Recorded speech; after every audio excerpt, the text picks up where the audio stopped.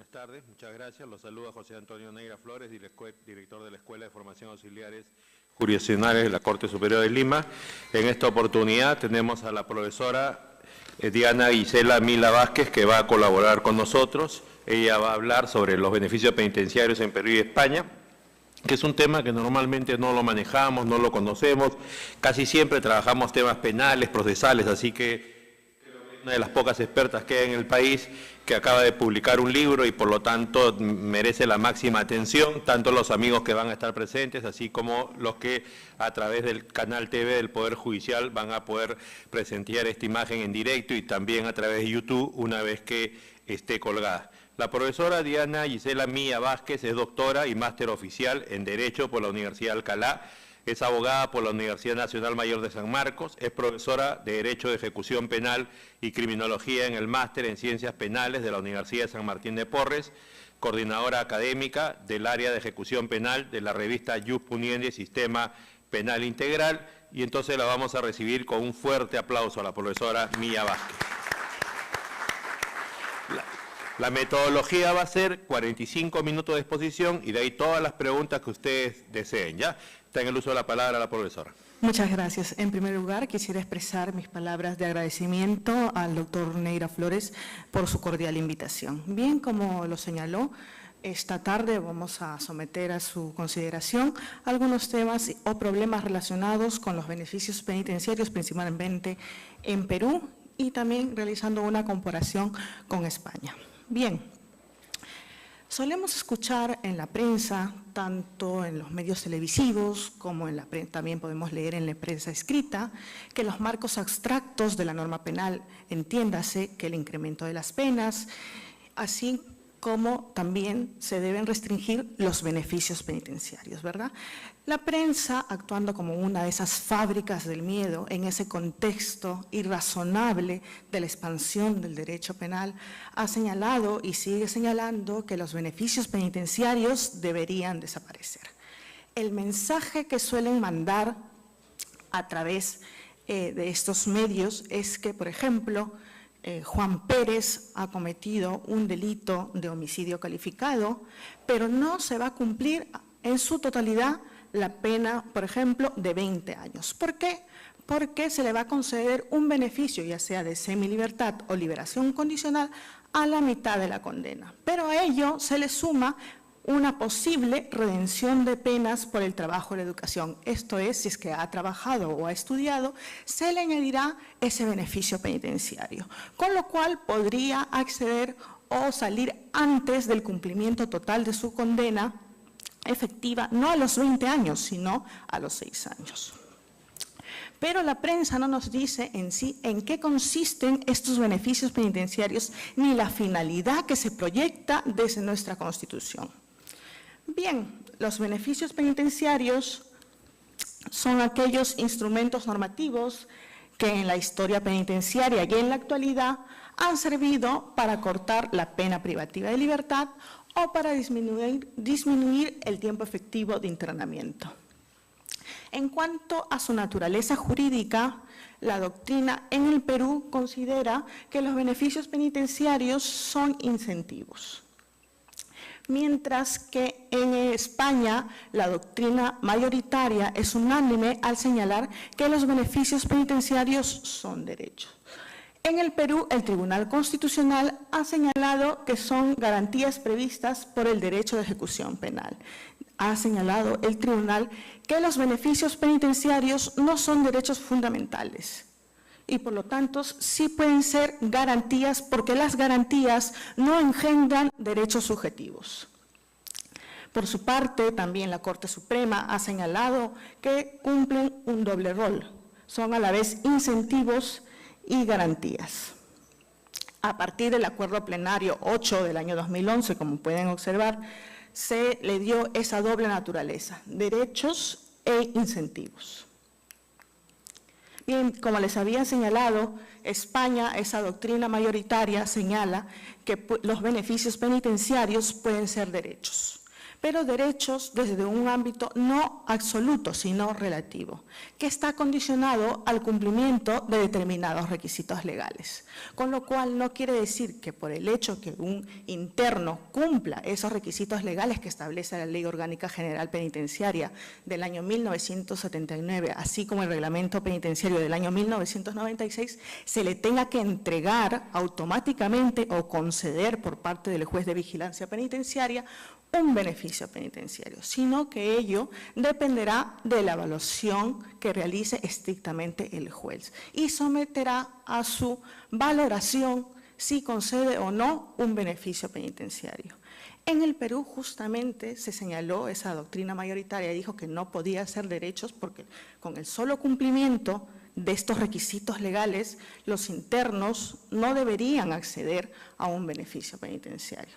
Y de esta postura señalamos que sí son derechos, pero no desde ese ámbito absoluto, sino desde un ámbito relativo, que queda a valoración y lo trascendental. Incluso el Tribunal Constitucional peruano ha señalado que lo trascendental es la valoración que realice el juez para su concesión. En cuanto a su finalidad, el artículo 139.22 de la Constitución Política Peruana, así como el artículo 25.2 de la Constitución Española, es unánime también al señalar, coinciden ambas normativas supremas en señalar que los beneficios penitenciarios y el régimen penitenciario se guía por estas teorías rehabilitación, reincorporación, reeducación del interno a la sociedad. Estas teorías que se engloban en la resocialización. Resocialización que se entiende desde un concepto de mínimos. Esto es que el interno, una vez estando en libertad, respete la ley penal. Y si estiramos esos mínimos, significa la no desocialización. A ello nos preguntamos, ¿en nuestro sistema penitenciario se cumple este fin constitucional que se proyecta desde una norma suprema? ¿Le damos o le ofrecemos a un interno el tratamiento adecuado en nuestras prisiones? No, ¿verdad? Hay un hacinamiento crítico, no contamos con el personal suficiente o que incluso en prisiones contando con ese personal suficiente, la mayoría de ellos, son personal corrupto, que no tiene un salario digno, alrededor de, algunos pueden recibir 900 soles, 800, 1000, otros quizás 600. Entonces, ¿qué hacemos con un sistema penitenciario como el nuestro? Necesitamos de una reforma urgente en ese sentido, desde las Naciones Unidas, desde las reglas mínimas de tratamiento, incluso las actualizadas con las reglas Mandela del año 2015, el año pasado, se ha señalado que lo más importante, una de las patas, una de las vigas más importantes de un sistema penitenciario es justamente el personal penitenciario. La norma también es importante, ya lo decía hace algún tiempo, un siglo pasado, el coronel Montesinos, quien regentó la prisión de Valencia en España y quien introdujo un nuevo modelo denominado el sistema progresivo y que se extrapoló en toda Europa y que luego también un siglo después se introdujo en nuestra normativa penitenciaria peruana. ¿Qué señaló este señor? Que lo más importante es el personal penitenciario y lo secundario era la norma. En ese sentido, necesitamos una reforma urgente que se someta, entre otros factores, a un proceso de selección para que este personal no sea un personal capacitado, algún personal que sea, por ejemplo, que maneje muy bien las normas, que maneje criminología, porque es quien al fin y al cabo va a estar en una relación directa con el interno. No se trata solamente de que un personal o agente penitenciario abra y cierre las puertas de prisión, sino que también ellos son los que van a estar en una convivencia diaria con el interno. Entonces, estas personas tienen que ser preparadas. No es cualquier personal penitenciario. Por ejemplo, en España, el personal penitenciario, para trabajar dentro de prisiones, pasa por un examen riguroso se preparan alrededor de un año, pasan un examen escrito, pasan un examen oral y después de haber aprobado estas etapas es que ya obtienen ellos la plaza. Y tienen un salario digno, mínimo, alrededor de 1.500 euros. Entonces, este personal no está proclive a caer en estas prácticas corruptas como en el Perú, ¿verdad? En el Perú, no todos, no tenemos un personal suficiente, y si además de ellos no tenemos un personal formado y bien remunerado, entonces es muy fácil que el interno corrompa al personal para que le deje pasar un teléfono, para que le deje tener un televisor en una carceleta, para que tenga un cargador, etcétera. Entonces, una de las principales reformas de nuestro sistema penitenciario es precisamente, ¿no?, realizar una purga para que no exista más esa corrupción dentro de las penales. Y esa purga, de manera indirecta, va a ser justamente a través de un proceso de selección. Claro, no de a mañana, sino esto es un proyecto a mediano y largo plazo que se tiene que establecer. Por otro lado, como les decía desde un comienzo, tenemos prisiones hacinadas. ¿Qué hacer en ese sentido? ¿Construimos más prisiones? ¿No? Vemos un crecimiento progresivo de los internos. Actualmente tenemos alrededor de 79.000 internos en prisiones, con una capacidad de 35.000. ¿Cuánto tenemos en exceso? Alrededor de 40.000, 45.000 internos, ¿verdad? Entonces, ¿qué hacemos con ese exceso de internos? ¿Construimos más penales? Porque si hay un incremento progresivo de esos internos, quiere decir que nos falta espacio, nos sobran internos. Entonces, construimos más cárceles. Con ese crecimiento progresivo tendríamos que construir por lo menos 2 prisiones tipo San Juan de Lurigancho, que tienen una capacidad de albergue de 3.500 personas, pero eso no es la solución. Y si encima tenemos procesos inmediatos, ¿no?, que un buen número de internos, aparte de los 40.000 que ya tenemos en exceso, sube esa tasa a 50.000, 60.000, ¿a dónde vamos a llegar? Vamos a colapsar. Ya la ministra de Justicia ha señalado que el sistema penitenciario lo ha decretado en estado de emergencia, ¿no? En estado de emergencia, ¿qué quiere decir? Que es que también debemos señalar a la población que la seguridad no solamente va a ser en las calles, sino que también necesitamos una seguridad dentro de prisiones, ¿no? Que también a la ciudadanía le conviene que un interno dentro de prisión se eduque, se forme, atender a esas carencias, porque cuando salga de prisión ya va a ser una persona de bien, o simplemente resocialización desde un concepto de mínimos, que esta persona sea capaz de respetar la ley penal. Ahora, yo les pregunto, ¿eso no nos conviene como ciudadanía? Que cuando estemos caminando por las calles nos sintamos que no vamos a ser amenazados por un delincuente que no nos va a robar la cartera, que no nos va a robar el celular. Claro que nos conviene, y para ello también debemos informar a la sociedad de que también es importante, porque es un fin constitucional la resocialización, es que yo al interno como Estado tengo que educarle, tengo que darle las herramientas necesarias para que se haga efectivo ese principio constitucional. Entonces, ¿no?, tenemos que hacer una reforma del sistema penitenciario desde el personal penitenciario, que es lo más importante, también reestructurar, crear prisiones, pero no, como les digo, desde ese fundamento para disminuir el hacinamiento carcelario, sino crear prisiones donde el interno efectivamente pueda seguir un programa de tratamiento, ¿no? Por ejemplo, este programa creo, Construyendo Rutas de Esperanza y Oportunidades. Es un programa que se emplea en algunos penales de Lima, entre otros en Ancón 2. Después de algún tiempo se ha visto que solo el 2% ha reincidido y el 98% no. Entonces quiere decir que sí se está cumpliendo la resocialización. Entonces, ¿qué hacemos? Creamos más infraestructura adecuada para poner en marcha estos programas efectivos de internamiento, ¿no? Y para que esta resocialización que se establece desde la Constitución no sea letra muerta. Entonces, ¿no? Programa de selección, cambios del personal, construcción de nuevas cárceles. También necesitamos, por ejemplo, someter constantemente a formación el personal penitenciario, ¿no? Que no solamente desde el principio este personal se instruya, sino que también constantemente reciba formación. Bien, es en torno a la reforma del sistema penitenciario como tal. Seguimos con la normativa en cuanto al Perú.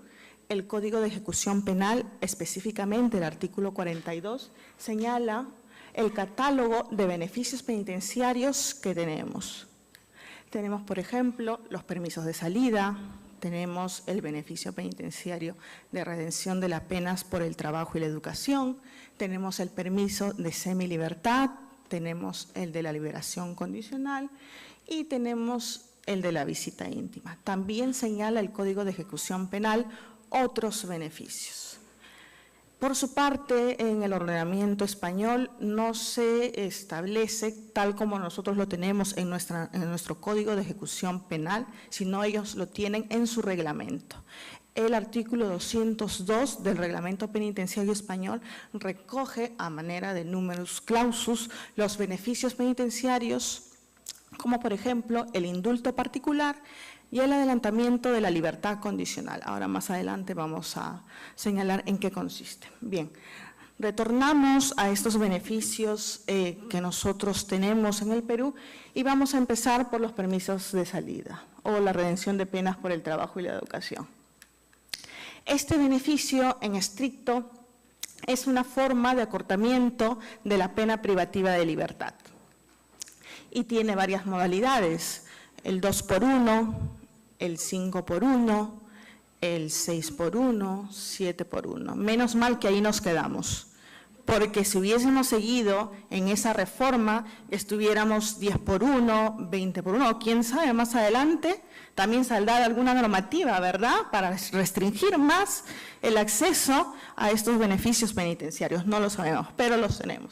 De hecho, con un poco de vergüenza lo digo, es el Perú el único que tiene estas modalidades. Tras una revisión exhaustiva de los diferentes ordenamientos, podemos encontrar que todos o la mayoría solamente tienen esa modalidad, el 2x1, ¿no? Entonces nosotros en esa producción vertiginosa de normas penales para restringir beneficios penitenciarios y en el populismo punitivo en el que nos hemos visto o en el que estamos viviendo actualmente, es que se limitan y se crean nuevos mecanismos para que los internos no tengan acceso o que puedan salir no antes de prisión, sino mucho después. En cuanto a los antecedentes, esta figura penitenciaria se creó en el gobierno dictatorial de Francisco Franco en el año 1937. En un principio, este beneficio penitenciario se creó para conceder a los presos políticos. Esto es, para que los presos políticos de este gobierno puedan salir antes de prisión. Luego, ya con el devenir del tiempo, se aplicó para los delitos comunes, 2x1. También tenemos como antecedente las recomendaciones de las Naciones Unidas, las reglas mínimas de tratamiento, que se introdujeron a partir del año 1955 en el Congreso de Ginebra. Luego estas reglas de tratamiento se fueron actualizando en el año 1977 a través del Consejo de Europa del año 2006 y finalmente con las reglas Mandela en el año 2015. Y se introduce en el Perú por primera vez en el Decreto Legislativo 17581, denominado Unidad de Normas para la Ejecución de Sentencias Condenatorias. Entonces tenemos que la redención de penas por el trabajo y la educación actualmente se concede tanto para el interno sentenciado como para el interno procesado. Nuestra normativa penitenciaria prohíbe el ¿Qué es lo que quiere decir? Que no se permite o no se concede a efectos de contabilizar este beneficio si es que el interno, por ejemplo, el mismo día ha trabajado y estudiado, solamente se entrará a contabilizar o bien el estudio desarrollado el mismo día o bien el trabajo. A diferencia de la normativa española, que si el interno ha trabajado o estudiado el mismo día, sí se entrará a su contabilización. En el Perú se va a tener en cuenta la redención de penas, al menos por el trabajo desempeñado o la educación o la formación que haya seguido el interno durante al menos 4 horas. Y se acredita esta redención de penas por el trabajo a través de la planilla de control laboral efectiva, a través de la inscripción en el registro de trabajo. Se acredita con esta planilla, por ello es importante que una vez los internos se empiezan a trabajar o a estudiar, que se inscriban tanto en el registro de planilla laboral o educativa. Luego pasamos a los permisos de salida. Estos beneficios penitenciarios, tal como se consideran en el Perú, permite el egreso temporal del interno, ya sea procesado o sentenciado. Quien se encarga de concederlo es el director del establecimiento penitenciario, por medio de una resolución directoral. En esta resolución directoral se tiene que señalar el lugar del destino del interno. Se otorga por un máximo de 72 horas, pero no quiere decir que generalmente el interno los otorgue por este tiempo, sino también puede suceder que lo otorgue por 48 horas, que lo otorgue por 12 o por 6. Va a depender del lugar donde se traslade el interno y la actividad por la cual se le ha concedido este permiso de salida. Y dice también la norma, específicamente el artículo 43 del Código de Ejecución Penal, que se concede por razones de urgencia o de emergencia. El primer acápite señala específicamente la enfermedad grave o muerte del cónyuge o concubino, padres, hijos o hermanos del interno. No te deja otra posibilidad. Ahora yo les pregunto, en este caso, ¿qué hacemos? Por ejemplo, si es que ha fallecido o tiene una enfermedad grave, un padre o una madre no biológica, que se ha criado o que ha estado conviviendo durante muchos años con el interno. ¿Qué hacemos en ese sentido? Porque la norma es exacta, es taxativa, no te da otras posibilidades. En ese caso, el director no lo concede. Y aquí debemos rescatar la norma española. La norma española dice que para efectos de permisos de salida concede tanto a la cónyuge o concubina, padres, hermanos, hijos del interno, además de aquellas personas que están íntimamente ligados con el interno. Entonces ahí la posibilidad es abierta, siempre y cuando, ojo, esto se acredite, ¿no? Se acredite por medio de testimonio de familias, de vecinos, etcétera. Entonces es una labor ya que va a investigar el trabajador social a efectos, y rápida sobre todo, ¿no? A efectos de que conceda este permiso de salida. Ahora, ¿qué entendemos por enfermedad grave?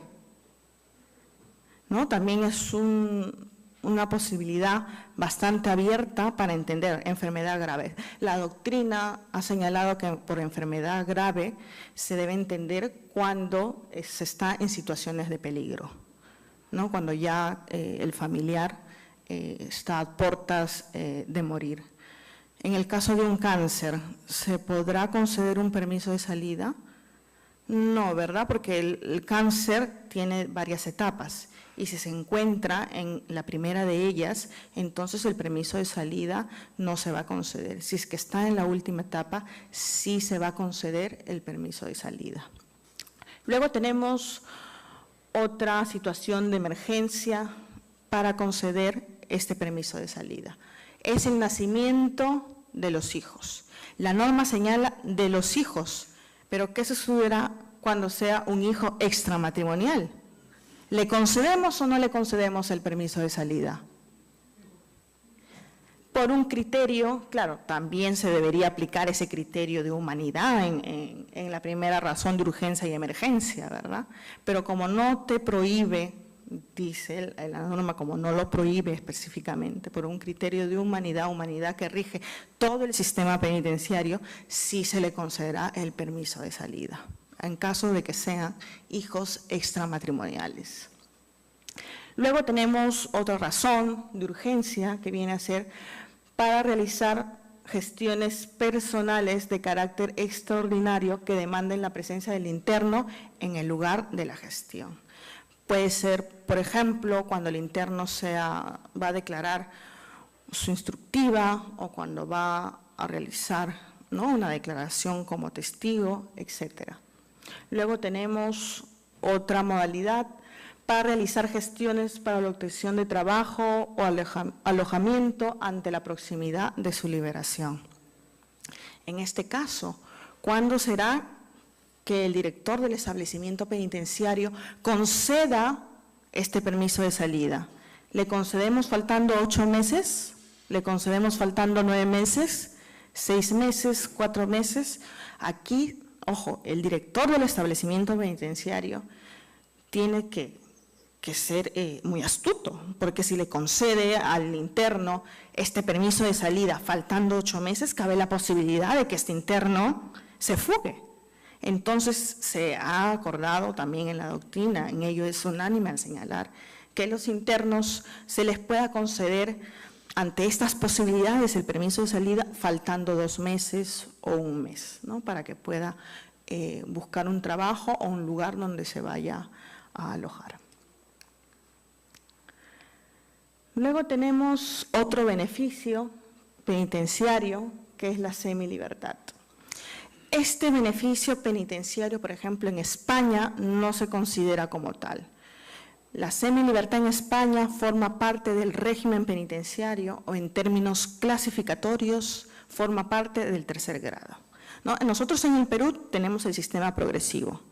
En España existe el sistema de individualización científica. Ellos también tuvieron un sistema progresivo que fue más duro, con compartimentos estancos. Esto quiere decir que para que el interno pueda acceder a la liberación condicional, previamente tenía que pasar por el 1er grado. Dividen ellos, ¿no?, este sistema en España por 4 grados o 4 fases. El primero, el régimen cerrado. Luego, el 2er grado, régimen ordinario. El 3er grado lo llaman o denominan régimen abierto. En este régimen abierto se encuentran justamente los permisos de salida que acabo de mencionar y la semilibertad. Antes, en ese sistema progresivo, necesariamente tenían que pasar por ese régimen cerrado. Luego por el ordinario, y si es que tenía, ¿no?, un informe favorable de reinserción social, se le concedía la semilibertad o un permiso de salida. En la actualidad, con el nuevo sistema que tienen en España, directamente pueden acceder a una semilibertad o a un permiso de salida, sin necesidad que pasen por el 1er grado, 2er grado. Incluso pueden obtener la liberación condicional.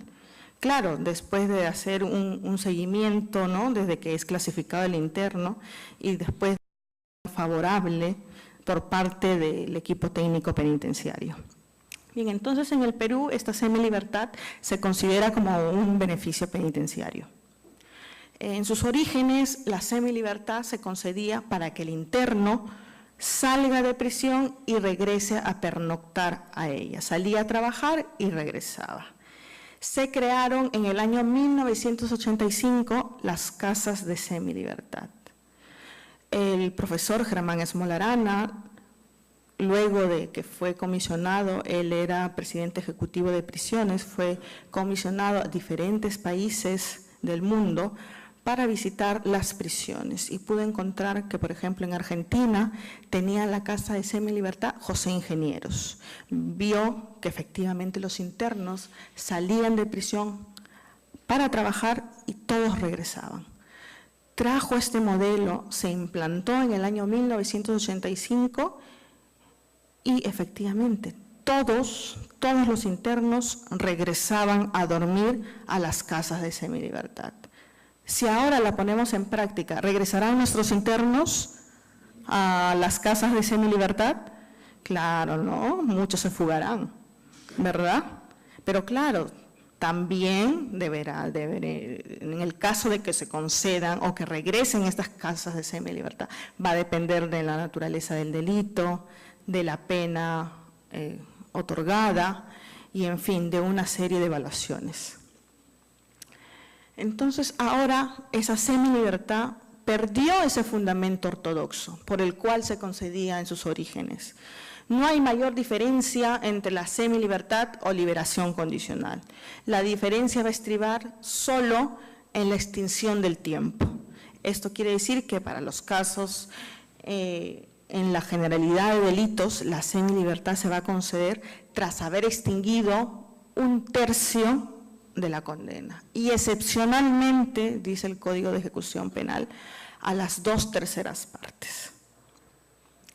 En este tiempo se han dado una serie de normas que restringen el acceso a la semilibertad, como por ejemplo el paquete legislativo del año 2013, las leyes 30.054, 30.068, 30.076, 30.077, que vienen a señalar que ya no para un número determinado de delitos se va a conceder tras haber extinguido la 1/3 parte de la pena, sino a las 2/3 partes, con lo que viene a restringirse aún más esta posibilidad de salir antes de prisión, y con lo cual también genera otras consecuencias negativas para que tengamos más internos y se genere con ello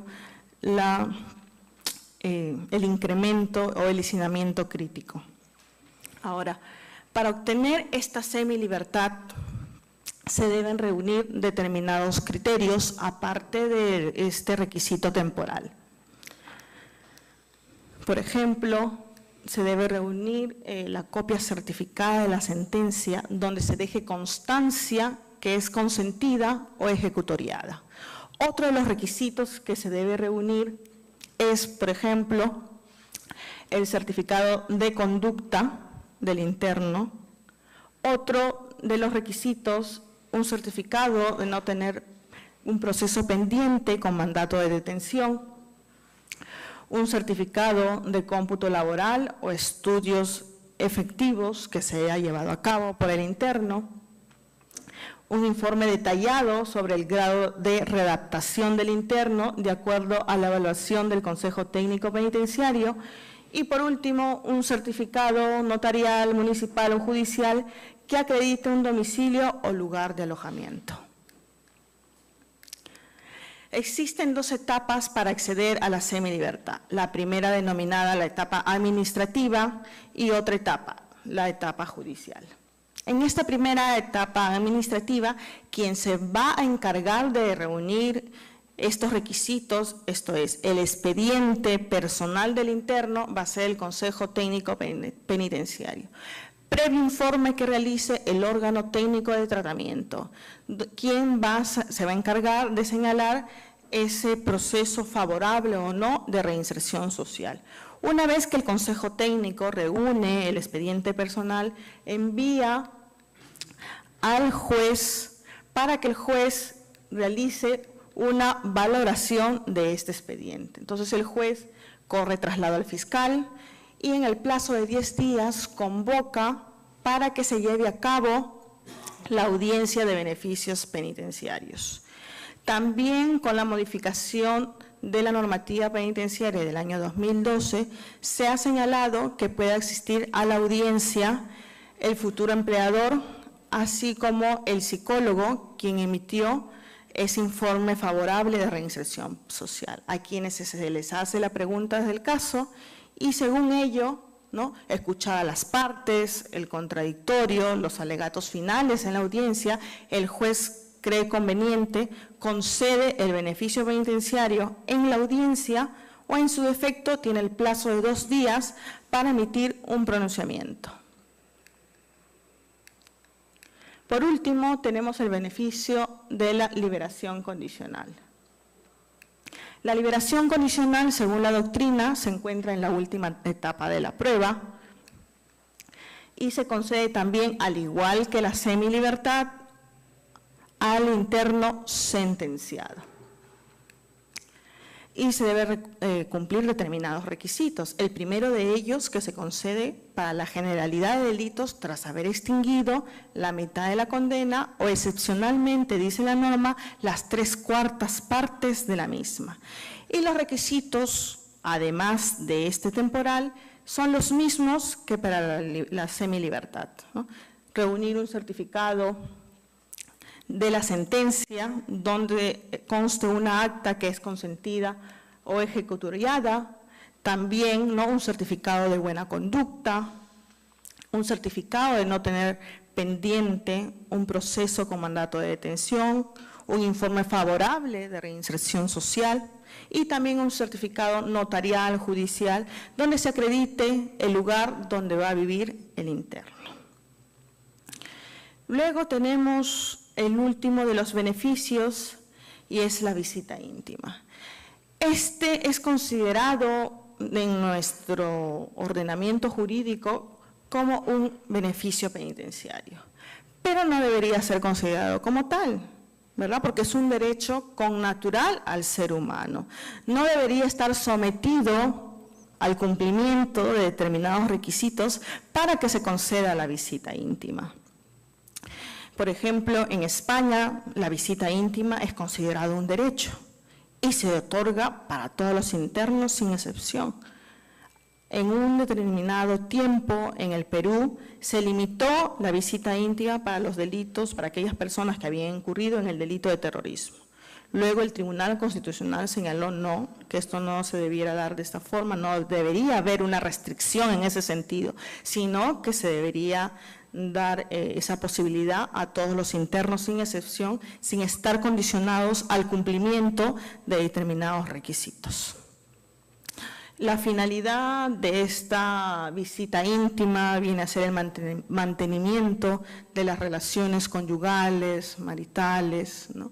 En el año 2014, antes del año 2014, se exigía que para acceder a la visita íntima el interno esté casado o acredite una relación de convivencia. Sin embargo, a partir de este momento, del año 2014, esta posibilidad de acceder a la visita íntima queda abierta, ¿no? Entonces, no todos los internos casados pueden acceder a este beneficio, con lo cual también se dio la posibilidad que los homosexuales puedan acceder a la visita íntima. Pero claro, también tiene que acreditarse una relación de permanencia, ¿verdad? Cierta formalidad. Ahora, ¿cuánto es el tiempo mínimo que se va a considerar por parte de los funcionarios penitenciarios para conceder la visita íntima? Que consideren una relación de permanencia continua y estable con su pareja. 6 meses, 1 año, 2 años. Claro, porque también fíjense que la persona estando en libertad no puede esperarla tanto a la persona que está interno, ¿no? Porque hablamos de parejas que recién se conocen, no estamos hablando en el caso de parejas que ya tienen una relación formal de convivientes o casados, que en este caso generalmente sí esperan a sus parejas, pero hablamos de personas que recién se conocen. Entonces, ¿cuándo podemos hablar de una relación de estabilidad para que se concedan estas visitas íntimas? Al menos desde mi punto de vista, debe establecerse o señalarse que el mínimo tiempo debe ser al menos de 6 meses, porque si fuera más tiempo también dejaríamos a las personas, ¿no?, quizá con más angustia, más tensiones dentro de prisiones, entonces no se cumplirían este fin por el cual en un principio se concede la visita íntima. Luego, los beneficios penitenciarios en España, tal como les había señalado en un principio, son 2. El indulto particular penitenciario y el adelantamiento de la libertad condicional. No da más posibilidades el reglamento penitenciario español. Sin embargo, también se considera, además de lo señalado por la normativa, que la redención de penas por el trabajo y la educación también es un beneficio penitenciario. ¿Y por qué? Lo que pasa es que antes de su supresión, la redención no se encontraba como estricto beneficio penitenciario regulado en el reglamento, sino en el Código Penal español. Esta figura fue suprimida con este nuevo código, el año 95, bajo la justificación de que era una figura emanada de un gobierno dictatorial, por un lado. Y por otro lado, es que no había cumplido el fin por el cual se concedían efectivamente la redención de penas por el trabajo. Lo que pasa es que hubo una generosidad al momento de conceder la redención de penas por el trabajo allí. Se concedía este beneficio porque un interno miraba televisión, se consideraba redención de penas por el trabajo, porque un interno limpiaba su celda, se consideraba redención de penas por el trabajo. Entonces hubo una generosidad mal apreciada en ese sentido. Entonces, por cualquier cosa prácticamente concedían la redención de penas por el trabajo. De allí que justificaron la no concesión más de estos beneficios y se suprimieron del Código Penal español.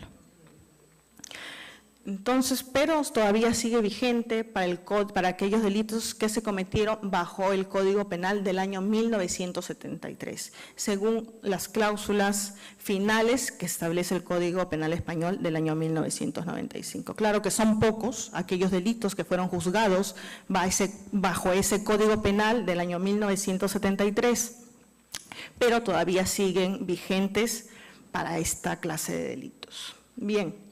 Entonces pasamos a los beneficios que actualmente se consideran desde el reglamento penitenciario. El primero de ellos, el indulto particular penitenciario, constituye en puridad, tras la desaparición de la redención de penas por el trabajo del Código Penal español, una forma de acortamiento de la pena privativa de la libertad. Y se dice que este beneficio tiene una doble naturaleza. Por un lado, que es un beneficio penitenciario, un derecho que se concede, y por otro lado todavía mantiene esa naturaleza del indulto general que se concede por el rey. Claro, se llama indulto particular penitenciario porque pasa por un filtro, esto es, una valoración que realiza el juez de vigilancia penitenciaria. Claro, el juez de vigilancia penitenciaria emite un informe, favorable o no, en el caso de concesión de un indulto particular penitenciario, pero ahí no acaba. Esa es una primera etapa. Luego, el juez de vigilancia penitenciaria pasará este informe al Ministerio de Justicia y luego el Ministerio de Justicia se encargará de emitir finalmente al rey y será el rey quien decida o no conceder este indulto particular penitenciario. Para acceder a este beneficio se deben reunir tres circunstancias. La primera de ellas es que el interno tenga una buena conducta. La segunda, que realice una actividad laboral. Y la tercera, que forme parte de un tratamiento reinsertador. Pero ese tratamiento, estas tres circunstancias, buena conducta, que realice una actividad laboral normal y que esté inserto en un programa de reinserción social, tienen que darse de forma continuada, por el lapso mínimo de 2 años, y que se realice, dice la norma, en forma extraordinaria. Entonces, ya se encargará el juez de señalar cuál es esa forma extraordinaria según la valoración que realice del expediente personal del interno a efectos de conceder el indulto particular penitenciario. Luego tenemos otro de los beneficios españoles, que es el adelantamiento de la libertad condicional. Hay 2 tipos de adelantamiento de la libertad condicional. El primero de ellos, el adelantamiento de la libertad condicional ordinario, y el segundo, el adelantamiento de la libertad condicional extraordinario, tal como lo podemos ver aquí. Estas formas de adelantamiento constituyen un instrumento normativo que disminuye el tiempo efectivo de internamiento, a diferencia del indulto particular penitenciario que acorta la pena privativa de libertad. Entonces también podemos ver que encajan ambos beneficios dentro del concepto que hemos señalado de beneficios penitenciarios, ¿no? Por un lado, que acorta la pena privativa de libertad y por otro, que disminuye el tiempo efectivo de internamiento. Y lo mismo sucede en el Perú. La redención de penas por el trabajo acorta la pena privativa de libertad, mientras que la semilibertad y la liberación condicional disminuye ese tiempo efectivo de internamiento. Bien, en cuanto al adelantamiento de la libertad condicional ordinario, esta modalidad permite adelantar la libertad condicional que se encuentra establecida en el Código Penal español, tras haber extinguido las 3/4 partes. La libertad condicional normal, la que se prevé en el Código Penal español, determina un requisito temporal para su acceso, además de otros, para que se le conceda al interno, las 3/4 partes. Adelantamiento, esta primera forma de adelantar la libertad condicional, se exige un requisito temporal que va a ser de las 2/3 partes. Además de este requisito temporal, se exige que el interno se encuentre clasificado en el 3er grado. Recuerdan que les mencionaba, 3er grado en el sistema de individualización científica significa estar en un régimen abierto, ya sea de semilibertad o con permiso de salida. Luego se exige la existencia de una condena privativa de libertad. Se exige también una buena conducta por parte del interno. Se exige también un pronóstico individualizado y favorable de reinserción social por parte de este órgano técnico de tratamiento español. También que se tenga satisfecha la responsabilidad civil derivada del delito. Y, por último, que se haya desarrollado de manera continua actividades laborales, culturales y ocupacionales. El procedimiento para acceder a este adelantamiento de la libertad condicional es activado por la Junta de Tratamiento y culminado por el juez de vigilancia penitenciaria. Ahora vamos a ver el adelantamiento de la libertad condicional, también denominado por la doctrina extraordinario, privilegiado o cualificado. En cuanto a los requisitos, van a ser los mismos que el adelantamiento ordinario de la libertad condicional, varía en la extinción del tiempo. Si el adelantamiento ordinario lo concedíamos a las 2/3 partes, con el adelantamiento extraordinario se exige que se extinga la mitad de la condena. Una vez que el interno haya extinguido la mitad de la condena y además de haber reunido otras exigencias por parte de lo que señala el Código Penal español, es que también haya tenido una buena conducta, que tenga una condena privativa de libertad, que esté clasificado también en el 3er grado, esto es en un régimen abierto, que se haya desarrollado de manera continuada actividades laborales, culturales o ocupacionales. Y eso sí, la otra diferencia con el adelantamiento de la libertad condicional ordinario es que el interno haya participado de manera efectiva y favorable en programas de reparación a las víctimas y programas de tratamiento o desintoxicación. Ojo, este último requisito fue altamente cuestionado. ¿Por qué? Porque se decía cómo se va a exigir como algo extraordinario el cumplimiento de la reparación de las víctimas por parte del interno, si este es el mismo requisito que también se exige para concederse la libertad condicional, incluso, como lo hemos visto, para concederse el adelantamiento en su forma ordinaria. Entonces, ¿qué tiene de extraordinario este requisito? Entonces se llegó a la conclusión, ¿no?, que tiene de extraordinario, además de esa reparación civil, esa reparación pecuniaria a las víctimas, que los internos ofrezcan una disculpa pública a las víctimas, que les remitan unas cartas señalando las disculpas del caso. Entonces, ese plus, eso extra, recaía en ello.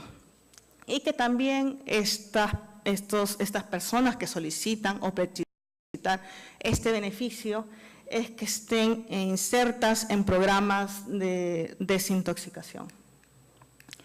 Bien, esto es en cuanto al adelantamiento extraordinario, privilegiado o cualificado. En total, a los beneficios penitenciarios que se conceden en España. Luego, uno de los problemas a los que hemos asistido en cuanto a los beneficios penitenciarios es la norma penitenciaria vigente, ¿verdad? En el caso de sucesión de leyes penales en el tiempo.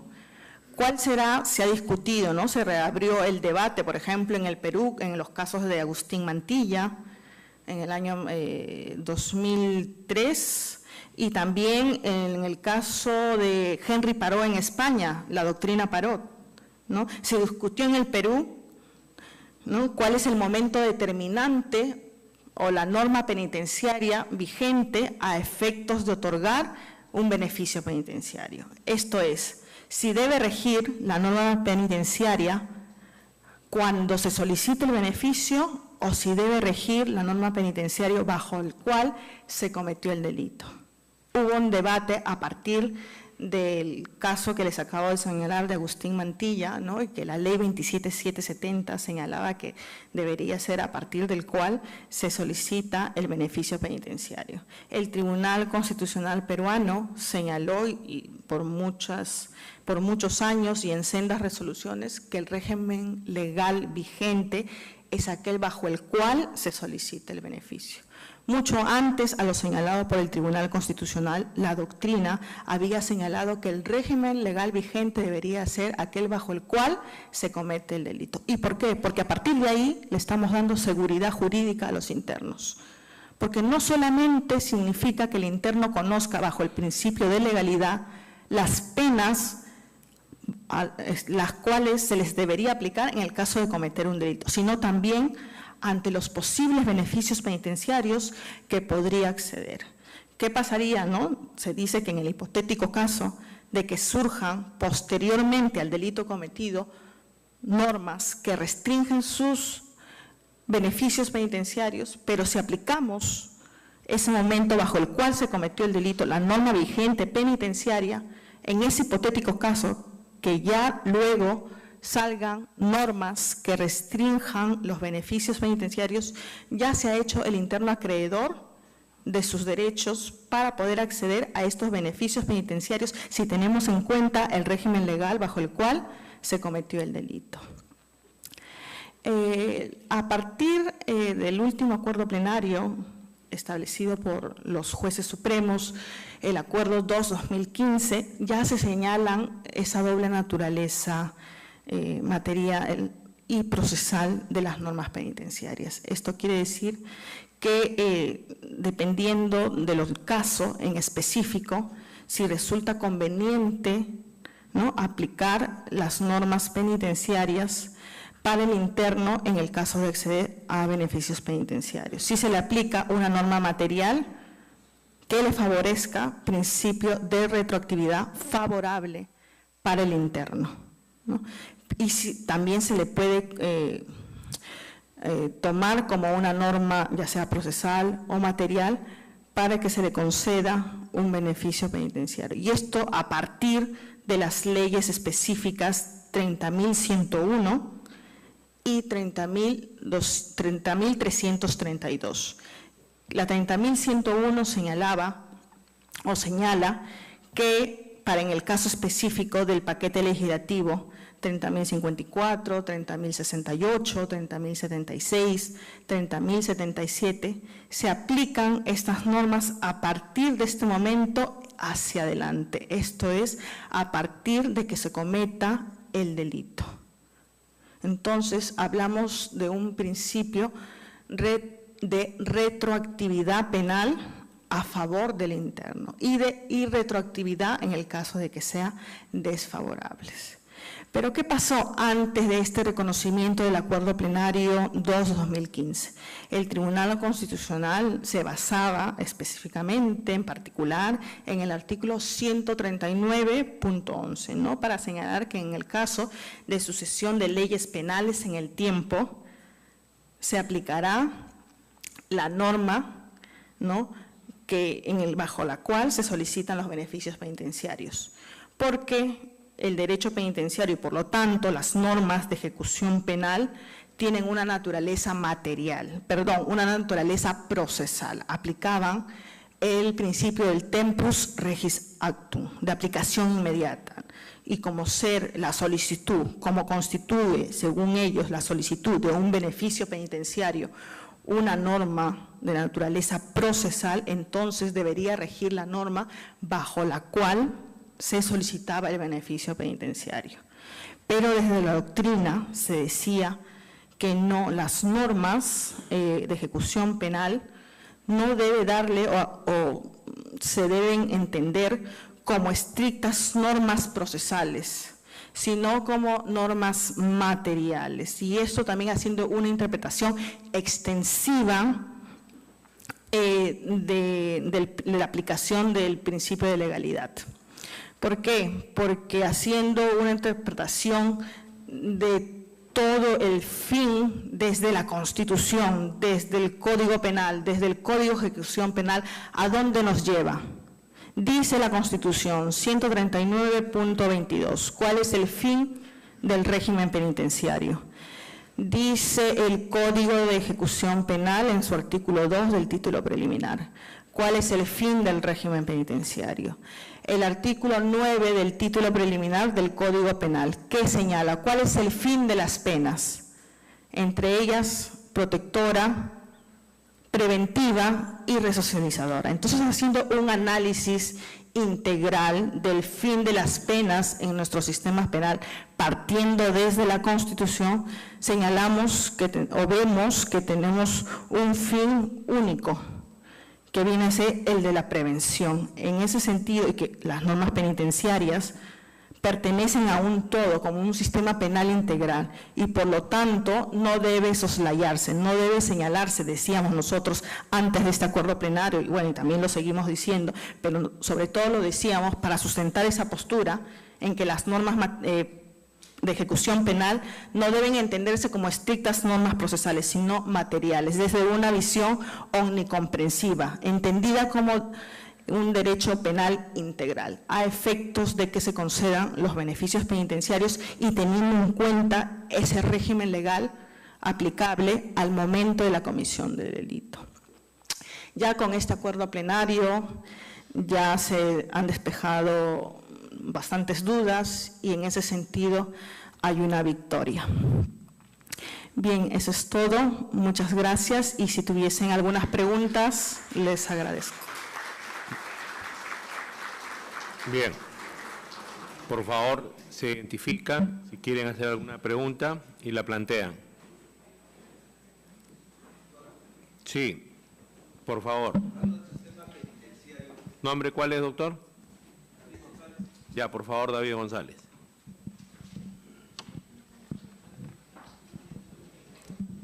Gracias. Buenas tardes, señor. Buenas tardes, doctor Neira. Presentes, buenas tardes. Quería hablar sobre el sistema penitenciario peruano y una pequeña comparación con el sistema penitenciario español. En este caso, no solamente hay el privilegio de tener la convalidación de pena por trabajo, sino también hay el régimen alimentario. ¿En qué sentido funciona el sistema alimentario en España y cuál es la comparación con el sistema penitenciario que hay en el Perú en cuanto a alimentación? Porque a veces los presos se rebelan y piden mejora de rancho de alimentos.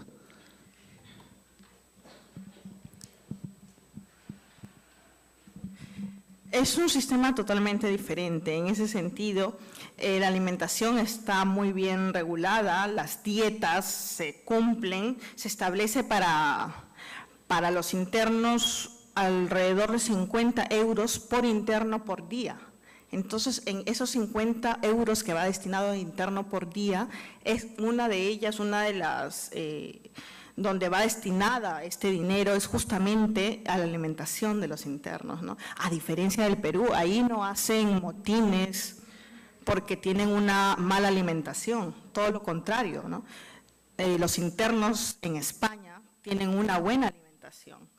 incluso se han construido penales donde pueden ellos asistir a piscinas, donde pueden asistir a gimnasios, ¿no? Entonces, muchos de los internos, y se cuestiona mucho el sistema penitenciario en España, dicen, ¿no? Si tengo mejores oportunidades dentro de prisión, mejor delinco y me voy a vivir a una prisión, porque ahí tengo buena comida, tengo una dieta establecida para mí, tengo gimnasio, tengo piscina, mientras que fuera de prisiones estoy viviendo en malas condiciones. Muchos de los internos, algunas de las personas en una sociedad libre están siendo desahuciadas. ¿Qué significa el desahucio? Que las personas, por la crisis que está pasando en España, les han quitado, les han arrebatado sus viviendas. Además de ello, de arrebatarle las viviendas, se quedan con una deuda del departamento o del piso, ¿no? Entonces, ellos también, ¿no?, señalan, entonces, mejor si yo tengo una casa, tengo un techo, tengo una buena dieta, tengo una buena alimentación, ¿no?, justamente lo que usted preguntaba, tengo amistades, mejor me voy ahí a prisión. Incluso cuando llega el momento en que cumplen la pena privativa de libertad, muchos de los internos no quieren salir de las prisiones, quieren quedarse dentro de ellas, porque tienen un mejor, entre comillas, claro, sabemos que también el encierro genera desocialización, lo sabemos, ¿no? Pero si hacen una comparación entre estando dentro de prisión y fuera de ellas, muchos prefieren estar dentro, ¿no? Y la diferencia es abismal. En el Perú, como usted señala, no tienen muchas prisiones, un buen rancho, ¿no? A partir de ahí es que se generan motines, desórdenes dentro de la misma, ¿no?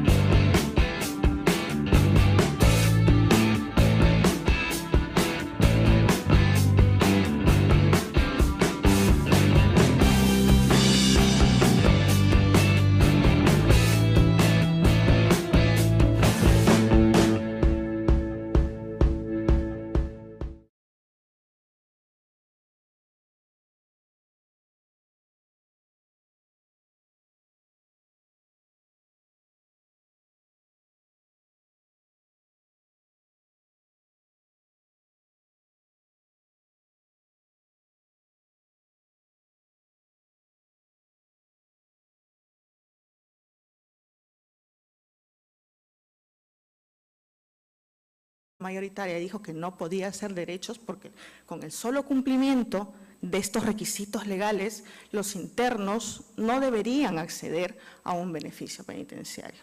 Y de esta postura señalamos que sí son derechos, pero no desde ese ámbito absoluto, sino desde un ámbito relativo, que queda a valoración y lo trascendental. Incluso el Tribunal Constitucional peruano ha señalado que lo trascendental es la valoración que realice el juez para su concesión. En cuanto a su finalidad, el artículo 139.22 de la Constitución Política Peruana, así como el artículo 25.2 de la Constitución Española, es unánime también al señalar, coinciden ambas normativas supremas en señalar que los beneficios penitenciarios y el régimen penitenciario se guía por estas teorías rehabilitación, reincorporación, reeducación del interno a la sociedad. Estas teorías que se engloban en la resocialización. Resocialización que se entiende desde un concepto de mínimos. Esto es que el interno, una vez estando en libertad, respete la ley penal. Y si estiramos esos mínimos, significa la no desocialización. A ello nos preguntamos, ¿en nuestro sistema penitenciario se cumple este fin constitucional que se proyecta desde una norma suprema? ¿Le damos o le le ofrecemos a un interno el tratamiento adecuado en nuestras prisiones? No, ¿verdad? Hay hacinamientos tanto en los medios televisivos como en la prensa, también podemos leer en la prensa escrita, que los marcos abstractos de la norma penal, entiéndase que el incremento de las penas, así como también se deben restringir los beneficios penitenciarios, ¿verdad? La prensa, actuando como una de esas fábricas del miedo en ese contexto irrazonable de la expansión del derecho penal, ha señalado y sigue señalando que los beneficios penitenciarios deberían desaparecer. El mensaje que suelen mandar a través de estos medios es que, por ejemplo, Juan Pérez ha cometido un delito de homicidio calificado, pero no se va a cumplir en su totalidad la pena, por ejemplo, de 20 años. ¿Por qué? Porque se le va a conceder un beneficio, ya sea de semilibertad o liberación condicional, a la mitad de la condena. Pero a ello se le suma una posible redención de penas por el trabajo y la educación. Esto es, si es que ha trabajado o ha estudiado, se le añadirá ese beneficio penitenciario, con lo cual podría acceder o salir antes del cumplimiento total de su condena efectiva, no a los 20 años, sino a los 6 años. Pero la prensa no nos dice en sí en qué consisten estos beneficios penitenciarios ni la finalidad que se proyecta desde nuestra Constitución. Bien, los beneficios penitenciarios son aquellos instrumentos normativos que en la historia penitenciaria y en la actualidad han servido para cortar la pena privativa de libertad o para disminuir el tiempo efectivo de internamiento. En cuanto a su naturaleza jurídica, la doctrina en el Perú, cuando hay un hacinamiento crítico, no contamos con el personal suficiente o que incluso en prisiones contando con ese personal suficiente, la mayoría de ellos, son personal corrupto, que no tiene un salario digno, alrededor de, algunos pueden recibir 900 soles, 800, 1000, otros quizás 600. Entonces, ¿qué hacemos con un sistema penitenciario como el nuestro? Necesitamos de una reforma urgente en ese sentido, desde las Naciones Unidas, desde las reglas mínimas de tratamiento, incluso las actualizadas con las reglas Mandela del año 2015, el año pasado, se ha señalado que lo más importante, una de las patas, una de las vigas más importantes de un sistema penitenciario es justamente el personal penitenciario. La norma también es importante, ya lo decía hace algún tiempo, un siglo pasado, el coronel Montesinos, quien regentó la prisión de Valencia en España y quien introdujo un nuevo modelo denominado el sistema progresivo y que se extrapoló en toda Europa y que luego también un siglo después se introdujo en nuestra normativa penitenciaria peruana. ¿Qué señaló este señor? Que lo más importante es el personal penitenciario y lo secundario era la norma. En ese sentido, necesitamos una reforma urgente que se someta, entre otros factores, a un proceso de selección para que este personal no sea un personal capacitado, algún personal que sea, por ejemplo, que maneje muy bien las normas, que maneje criminología, porque es quien al fin y al cabo va a estar en una relación directa con el interno. No se trata solamente, considera que los beneficios penitenciarios son incentivos. Mientras que en España la doctrina mayoritaria es unánime al señalar que los beneficios penitenciarios son derechos. En el Perú, el Tribunal Constitucional ha señalado que son garantías previstas por el derecho de ejecución penal. Ha señalado el tribunal que los beneficios penitenciarios no son derechos fundamentales y por lo tanto sí pueden ser garantías porque las garantías no engendran derechos subjetivos.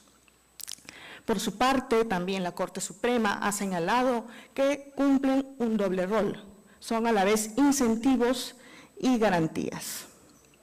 A partir del Acuerdo Plenario 8 del año 2011, como pueden observar, se le dio esa doble naturaleza, derechos e incentivos. Bien, como les había señalado, España, esa doctrina mayoritaria señala que los beneficios penitenciarios pueden ser derechos, pero derechos desde un ámbito no absoluto, sino relativo, que está condicionado al cumplimiento de determinados requisitos legales. Con lo cual no quiere decir que por el hecho que un interno cumpla esos requisitos legales que establece la Ley Orgánica General Penitenciaria del año 1979, así como el Reglamento Penitenciario del año 1996, se le tenga que entregar automáticamente o conceder por parte del juez de vigilancia penitenciaria un beneficio penitenciario, sino que ello dependerá de la evaluación que realice estrictamente el juez y someterá a su valoración si concede o no un beneficio penitenciario. En el Perú justamente se señaló esa doctrina.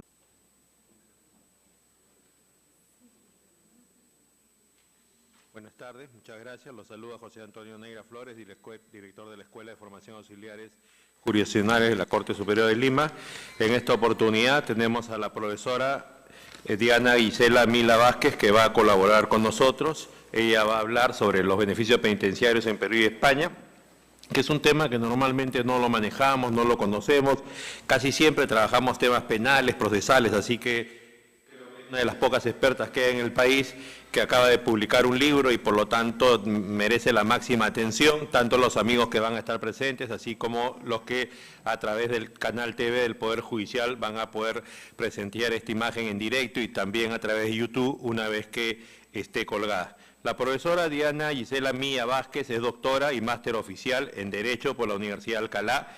Es abogada por la Universidad Nacional Mayor de San Marcos, es profesora de Derecho de Ejecución Penal y Criminología en el Máster en Ciencias Penales de la Universidad de San Martín de Porres, coordinadora académica del área de ejecución penal de la revista Jus Puniendi, Sistema Penal Integral, y entonces la vamos a recibir con un fuerte aplauso a la profesora Mila Vázquez. La metodología va a ser 45 minutos de exposición y de ahí todas las preguntas que ustedes deseen, ¿ya? Está en el uso de la palabra la profesora. Muchas gracias. En primer lugar, quisiera expresar mis palabras de agradecimiento al doctor Neira Flores por su cordial invitación. Bien, como lo señaló, esta tarde vamos a someter a su consideración algunos temas o problemas relacionados con los beneficios penitenciarios, principalmente en Perú, y también realizando una comparación con España. Bien, solemos escuchar en la prensa